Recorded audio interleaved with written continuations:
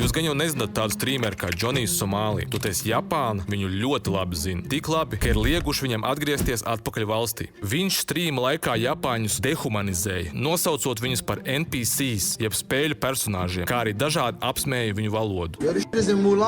Tas ir kaut kādā izdomātā valodā? Kas tur rakstīts? Tas ir izdomātā valodā. Kas pa sviestu?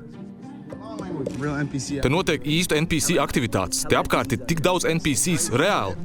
Jau vienā no pirmajām dienām Džonijs iekāpa metro un sāka bojāt sabiedrisko mieru, bļaujot vārdus Hirošima un Nagasaki. Hirošima, Nagasaki! Hirošima, Nagasaki! Jūs zināt, ko ASV ar jums izdarīja? Hirošima, Nagasaki! Mēs to iznīcinājām, jo jūs nemākat uzvesties. Es vēru pie Dieva. Mēs to noteikti atkārtosim. Jūs sapratāt? Video no metro momentāli uzsprāga skatījuma ziņā un strauji izplatījās internetā.